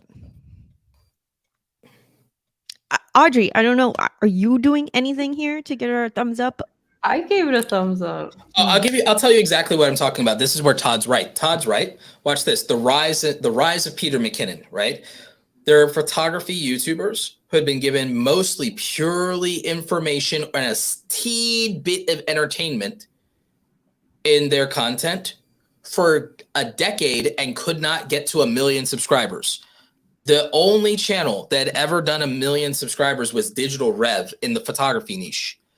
Peter McKinnon broke the glass ceiling, and a high tide raises all ships. And then also the photography YouTube niche, they redeveloped themselves and re-evolved to get a little closer to what Peter was doing. So he redefined the filmmaking, photography, DSLR niche in YouTube forever, and also the creative work niche in YouTube forever. And so then you had a generation of content creators who went and balanced the stylistic aspects of vlogging, the relationship of talking directly to camera, but also high production values and some aspects of storytelling. And that's where you got the Chris Howes, the Maddie Hapoys, and the Lizzie Pierces, and the Atola Visuals, and Potato Jets of the world, because Peter McKinnon redefined that genre of the platform, just like Casey redefined what being a vlogger was. Yep. It makes sense. It's more interesting. People like to be entertained. The struggle I have is that not everyone's entertaining, but can be wildly informative. And if people decide to be more entertaining than informative, then there's this dilution of the attention and focus becomes, all right, I mean, it's like you can have your favorite teacher that is, oh God, that's my favorite teacher. But did they make you somebody more competent to go out into the world and succeed and survive? Just because you like them more. Yeah.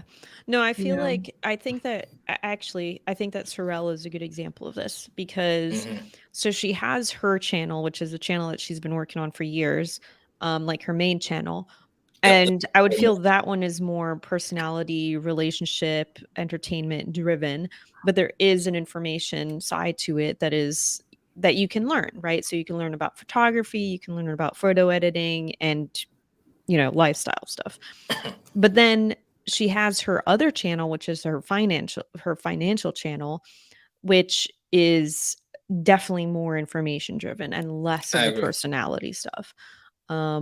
So both of those channels are led by the same person, but they're both very different, like highly, like on opposite sides of the spectrum almost.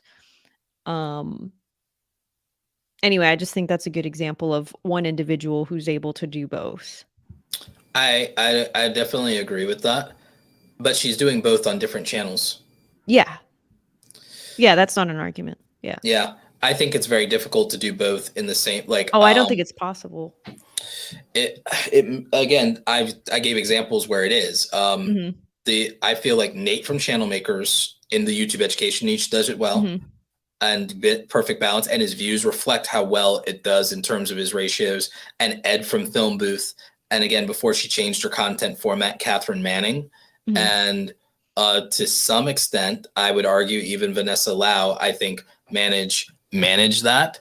I even would say that Rob from vidIQ does a good job of it, because their information isn't watered down. They do just enough of the memes, just enough community stuff, just enough of like the relationship building with the audience and the inside jokes and those things.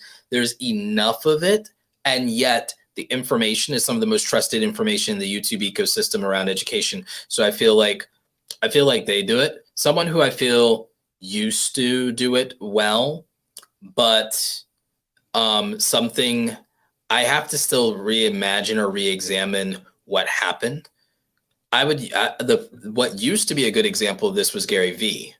And I have to do like kind of an autopsy of his brand to think about this, because like there's too much going on with that, right, to just do it at a surface level at a glance and do it justice. But in my head, I'd have to spend some real time to wrap my head around what's happened with his brand, his community, and the perception of him, right, and how he went from golden boy in the eyes of like Gary Vee was a media darling. The mainstream media loved Gary Vee. They absolutely loved Gary Vee, and then they turned on him. And I have to do an autopsy of thinking, well, why did that happen? Was it only culture shift, culture war stuff, or was there something else involved? How much of it is them? How much of it is him? How much of it is generational? Is there a generational divide? Because weirdly, I feel like the older you get, the more you like Gary, and the younger you get, but not too young, because like there's an age range where you like Gary Vee or hate him. I think if you're too old, you really hate him because of bitterness and jealousy, and you feel like he was what's wrong with your generation, if you're the same generation of him. Like, and he's the reason why you are where you are. Right. Then I feel like there's people in my age range that it's a mixed bag, because then it's just a matter of like, I think it's a weird thing, because I don't think I can write it off just to capitalist versus anti-capitalist with him. I think that there's also a style versus substance argument. I think there's also what was acceptable 5 years ago is not acceptable today, even though he hasn't done anything egregious and has no scandals. It's just like, but people still frame him as problematic. It's so weird that there are people with genuine scandals and genuine crimes, and more people find Gary Vee problematic, when he's probably like one of the least problematic people. He's the least problematic person, very empathetic, and he's the least problematic person dropping the most F-bombs. You're not wrong. So like, it's so weird, right? It's so weird. So like, let me, Audrey, have you consumed a lot of Gary's content? Yeah. How do you feel about him? I am a mixed opinion on Gary. Because I feel like you were 10 years old when I was watching Gary. So, like... Well, Gary's been around that long. Gary's been around that long, to be honest. Let's be real. I'm genuinely curious. I would like to know. Even like 2018, I feel like people my age were not hating on Gary as much, and now he's just become a meme. Like, I don't know. Okay, wait, Roberto, wait. Why has he become a meme? I don't know. Why do you feel that I've way? honestly just seen more videos popping up where people are dunking on him. People are dunking on him. And I think the whole like hustle culture thing has started to have a more negative connotation over time than it used to a couple years ago. He pushed back on that though with things like the Matt Diavella interview and the Sarah Dici interview and things like that. And those things got a ton of views. And he's talked about mental health more than any other person in business. Mm-hmm. Yes, but even just from like an outside to the casual, like Gen Z who just sees. I'll tell you what I think. Wait, she's in the middle of a sentence. He's kind of like the hustle culture, like god, you know. So people Godfather don't really of hustle, necessarily look into it Yeah, if a general like person isn't going to look into all the times he's talked about mental health, Oh, it's actually, more just like a meme at this point. To I dunk figured on. it out. I figured it out. Mm. I figured it out. There are three things that hurt Gary Vee's brand. There are three He's things on the that wrong side of memes. No, He's on the well, wrong side of TikTok. ironically, no, that's exactly what it is, Audrey. It's that I know what ruined Gary Vee's brand. Was it TikTok? TikTok. It was three things. It was TikTok, NFTs by association, because he Right. did nothing wrong with his NFT project. It sells an actual ticket. All his NFT is a digital ticket to an event that comes with some digital art.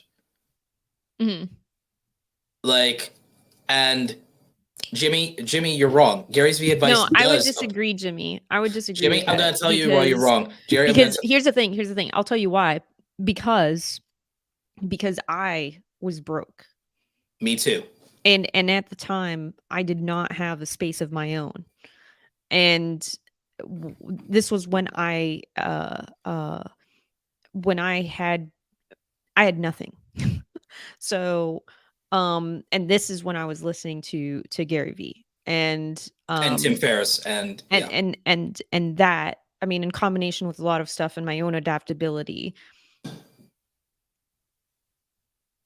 Jimmy, Well, that's what I'm Jimmy, saying most as people, well, right? Jimmy, most people in America are not homeless and are not dealing with homelessness. But he's There's saying less than a that million from a people. personal take. He's saying it for himself.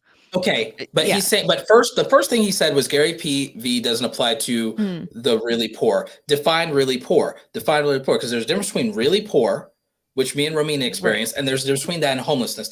In fact, it's a massive gap. There's a massive gap between people who experience homelessness. I think and that's people what he's who are talking about. struggling. So I think what he's talking about is specific demographic of people who don't have access to anything. Nobody. No. Why should anybody in business? Why should anybody in business or anybody successful or someone really successful be held to the standard of whether their advice applies to people in abject fucking poverty? Tell me what sense that makes. First of all, 14% of America is in poverty, and that's just poverty. But I'm saying no one should be judged on that. I'm saying if you didn't find it helpful, that's fine. But saying Gary Vee's advice doesn't apply to the really poor. It's like, why should anybody who is not specifically in the nonprofit sector, someone who doesn't work specifically with nonprofits, somebody who doesn't work in advocacy, somebody who doesn't work in the group home system, somebody who doesn't work in the social work system. These problems are extraordinarily complicated, extraordinarily nuanced, and they're boots on the ground. And they're boots on the ground problems. What I'm getting at, because I understand, Jimmy, because I'm making the point. I'm making the point that Jimmy, your thing, because I'm not going in on you, Jimmy. The fact is, and this is the point I was making, Gary V has been judged specifically by the media. Gary V has been judged by the media and by Gen Z specifically on that subject matter of this doesn't apply to me because, and sometimes that's not even true. They will self-internalize and therefore it is worthless and this and that. And there are a lot of good nonprofits. Not everyone. Invisible People is doing great work. Invisible People is doing great work in the community. Not every nonprofit sucks. Invisible People does tremendous work, and they're massively overworked and underfunded, and they do a great job for the community. And so highly underrated. I think that in general there is a Gary. So this is number one, the reason why I started listening to Gary, and number two, why I stopped listening to Gary, is because it's very generalized and it does apply to everyone. Everybody who has some level of access to the internet, anybody who is able to apply the teachings of Gary V, right? And again, this is coming from I literally tweeted out, I am going to stop watching Gary V because I don't need him anymore. And he retweeted me. Right. So he's very That's well his aware. Goal. Right. He's just like there comes a point where his advice is just not helpful anymore. Right. Because you have to go to the next level. But in terms of accessibility, in terms of like the applications of his advice, it's very general. It can be for anybody. Doesn't matter if you're creative or business or entrepreneur, like whatever it is, whatever your industry is or what your passions are, his advice can be applicable. Right. Which is why it's so like digestible, is because it's very general. Like anybody can listen to it and grab some kind of advice from it.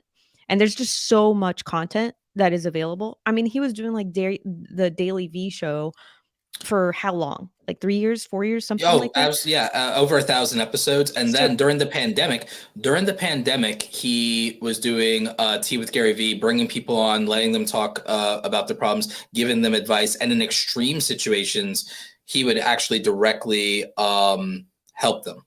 And I don't think he's bad for operators, by the way, because 4Ds was for operators. His direct work with him one-on-one and work with Vayner. He's great for operators, and he's great for operators in the sense that Vayner Media itself is a business that serves operators. Vayner Media is an 800 employee full service creative services company. So so the thing is they have that for that subsection of very high end people, and they have clients for that. They have Vayner X to work with influencers. So again, not people as affluent, but people who are 6 to 7 figures. And those people are creative entrepreneurs like us. So they're operators, they're podcast hosts, public speakers, Instagram and TikTok influencers. So it's OnlyFans models, probably like YouTube creators, podcast hosts, so on and so forth, musicians. So Vayner X works with those people that aren't 8-figure business operators, but are 6 or 7-figure solo entrepreneurs or small teams, SMB, so on and so forth.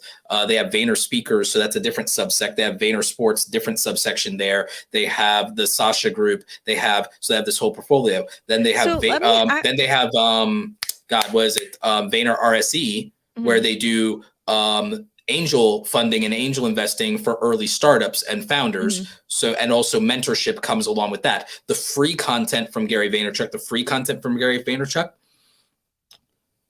someone shouldn't be consuming that, because I don't necessarily know that somebody who's in the situation being absolutely destitute, absolutely broke, absolutely homeless, like crippling, like I don't think that content consumption is necessarily the best use of that person's time outside of literally something that's vocational training or pure education.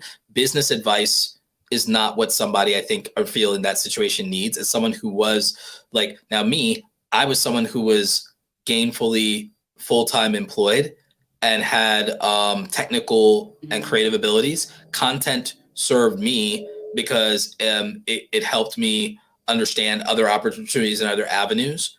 That's not what somebody in the absolute most destitute situation needs. There are people that if you're that far at the bottom, the bottom 5% of the population probably can only be helped with a direct intervention. The bottom 5% of the population can only be helped with a direct intervention. The people who are not the bottom 5, but are within the bottom 15, can be helped with being introduced to thinking differently and applying themselves, because then they go from being in the bottom 15 to being in the bottom 25, which is still not just straight up struggling. And they have the ability to transform their life eventually and then go to the median at some point. Over the course of a decade of discipline, they can go to the median. There's a difference. And so Gary's advice applies to roughly about 70% or 80% of the overall population. It's not a narrow subset. That's how I feel as well, because I don't think that I don't think that his content is specific enough to cater to a narrow subset of the population. I just don't think that's who's not a builder? Enough, right? I'm referencing a lot of builders here. So who's all right? Like, so are you saying, okay, if someone's not a builder and they're purely a consumer, if someone is only a consumer and they're not a builder, if you're saying someone's not a builder, what you're saying is they don't have the possibility to create. They don't have the ability to create value. Are you saying that we need to create content or give advice to people who have literally no ability to create value? Because the answer to that is the content I created gives someone the ability to become a builder and to create value. No one is born a builder. No one's born a builder. No one's born knowing how to tie their shoes. No one's born knowing how to drive a car. Nobody's like no one is born a builder. No one's born a builder. No one's born a builder. So you can't say that there's no because then, by the way, if you're saying what percentage of the population aren't builders, because the percentage of the population who aren't builders yet, maybe they don't watch Gary, maybe they watch me, because they'll become a builder. So Jimmy, what is your definition of a builder and what is your definition of operations? Just so that we're clear on the same dictionary. And while you answer that, I'm gonna just say something. when I started watching Gary, I was definitely in the on the bottom 8%. Yeah. So I wouldn't say bottom 5 because I wasn't completely destitute. Yeah. Like I had a lot of things that were missing, and it was a very, very bad time for me. But I did have my computer. I would say like that and access to the internet is like all I had because everything else was in a box. I didn't start watching Gary, but I was implementing his ideas without realizing it on my own when I was in the bottom 12 or so percent. And by the government's definition, poverty line by the government's definition. Same. So bottom probably somewhere like you, like somewhere between the 8 and 12% range. There, when I started implementing things, I didn't know that they were things that Gary Vee was talking about. So I was on the same page. By the time I started consuming Gary's content, though, I was maybe in the bottom 25% of the population still, maybe in the bottom 25 to 30% of the population. By the time I actually, who the hell is this Gary Vee? Because people say, oh, you sound like Gary. You sound like Gary. Like, who the hell is Gary? And then I started consuming his. And by that point, I went from the bottom 30% of the population when I started realizing I wasn't alone. When I realized I wasn't alone, and I started listening to Gary Vee, Tim Ferriss, Pat Flynn, Chris Ducker, Lewis Howes, and I think there was like one other person, aside from all the technical people I was listening to. Right. The difference is I went pretty dramatically from being in the bottom 30 to being in the top 15%. And what I would say is probably a 4-year period. I would say in a 4-year period, I went from being in like the bottom 25, 35% to being in the bottom of the top 15% in a 4 to 5 year period. I would say that the transformation in my case from a decade of discipline is being somewhere in the bottom 10% to being in the 10%. And it took 10 years, and that's the journey. And, but I think to get there, the foundation of everybody is, I think that your outcomes in life will be proportionate to your skills. I don't think that life is a game of chance if you're born in America. If you're born in America or you immigrate to America, like my family immigrated to America and I was born here, if you are in America or in a civilized Western society, life is no longer a game of chance because you already won the lottery. It's now a game of skill and a game of will at that point. Now, there are poverty inciting elements of life that exist outside of your control sometimes. Sometimes there's poverty inciting elements and events, poverty driver events that happen. I think that society's responsibility is to limit the possibility or impact of poverty triggering events in a person's life. If society can mitigate or offset, I mean, it's just kind of like having, like why we have to have levees if there are intense storms, right? That's an act of God. So I'm saying we do have to build things that Audrey, prevent. yes. I don't want to interrupt, but I do have to go. So can I just excuse myself and you guys can keep? Well, I mean, I don't want to keep going forever either because we've been going for like 2 hours. So I do have more to say about that, and I see there's a lot going on in the chat. Let's see. But I think we can wrap it up. I feel like, so just to kind of close up Jimmy's thoughts, I understand where you're coming from, and I see your definition. I feel that regardless of what people like to do is very different from what they need to do. And I myself feel like I'm more of a builder, but sometimes life puts me in a position where I have to do operations. And so because of that, I would feel that Gary applies to most of the population because sometimes we do have to, life is non-linear. And sometimes we just have to do things that don't really apply to who we are and our values and what we would like to, how we would like to live. We should talk about that in one of our more inspirational episodes. We should talk about that because I think that that's the crux of where we are. I think that's also even where the push to become a creator and be a part of the creator economy even comes from, is the idea, like the fact that people are rebelling very much against the idea that they will have to do things in life that are uncomfortable or that they don't want to do or that they don't like to do at some point. And the thing is, not even the reasonable split of it, but they just don't want to do it at all. So it's absolute avoidance now. It's absolute avoidance. But I think that's culturally devastating because nature doesn't really accommodate that. nature itself does not accommodate that. And I think that's a very bad mental model for this generation and this culture and this era. I think this era, it's a bad mental model to like absolute avoidance of things you don't like to do. That's why I came with the acronym MAD, motivated, accountable, and disciplined.